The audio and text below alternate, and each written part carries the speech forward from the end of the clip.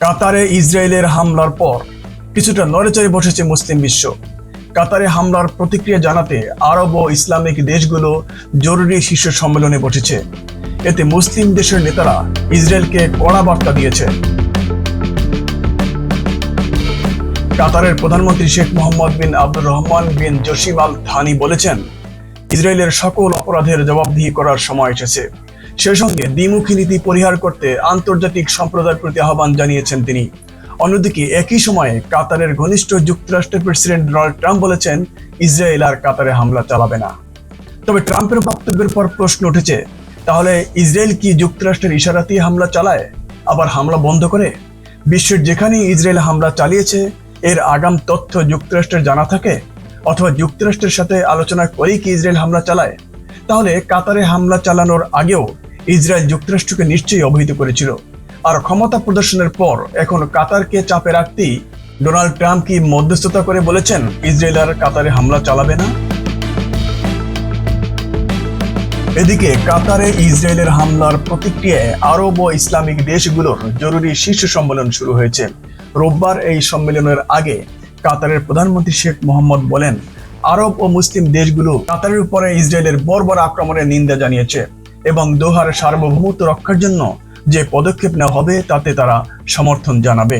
শেখ মোহাম্মদ জানান, আমরা ভ্রাতৃপ্রতিম আরব ও ইসলামিক দেশ এবং মিত্র দেশগুলোর সংহতির প্রশংসা করি, যারা এই বর্বর ইসরায়েলি হামলার নিন্দা জানিয়েছেন। তিনি জানান, এই হামলার বিরুদ্ধে এবং নিজেদের সার্বভৌমত্ব রক্ষায় কাতার যে আইনি ব্যবস্থা নেবে সেটিকে সমর্থন জানাবে তারা। গাজা যুদ্ধ প্রসঙ্গে কাতারের আমির বলেন, ইসরায়েলের জানা উচিত ফিলিস্তিনিদের বিরুদ্ধে তারা যে গণহত্যামূলক যুদ্ধ শুরু করেছে, মাতৃভূমি থেকে জোরপূর্বক তাদের উচ্ছেদের যে ইসরায়েল চেষ্টা চালাচ্ছে সেটি সফল হবে না। তারা যতই মিথ্যা যুক্তি দিক, এতে তারা কোনোদিন সফলতা অর্জন করতে পারবে না। এছাড়া দখলদার ইসরায়েল বারবার গাজা যুদ্ধবিরতির প্রস্তাব প্রত্যাখ্যান করেছে বলেও জানান মোহাম্মদ বিন আব্দুর রহমান বিন জসিম আল থানি। সোমবার দোহায় আরব ইসলামিক শীর্ষ সম্মেলনের জরুরি অধিবেশনে মুসলিম নেতারা সতর্ক করে বলেছেন, কাতারের উপর ইসরায়েলের হামলা এই অঞ্চলের জন্য বিপজ্জনক পরিণতি ডেকে আনবে। সেই সঙ্গে মধ্যপ্রাচ্যে একটি নতুন বাস্তবতা চাপিয়ে দেওয়ার ইসরায়েলি প্রচেষ্টার বিরুদ্ধে সম্মিলিত পদক্ষেপ নেওয়ার আহ্বান জানিয়েছেন তারা। সম্মেলন শেষে দেওয়া বিবৃতিতে দোহায় ইসরায়েলের হামলার নিন্দা জানানো হয়েছে এবং কাতারের সঙ্গে পূর্ণ সংহতি প্রকাশ করা হয়েছে। শীর্ষ সম্মেলনে আরও বলা হয়, ইসরায়েলি আগ্রাসন এই অঞ্চলে শান্তি অর্জনের যে কোনো সম্ভাবনাকে ক্ষতিগ্রস্ত করবে। মার্কিন প্রেসিডেন্ট ডোনাল্ড ট্রাম্প বলেছেন, কাতারে আর কোনো হামলা চালাবে না ইসরায়েল। স্থানীয় সময় সোমবার ওভাল অফিসে সাংবাদিকদের তিনি একথা জানান।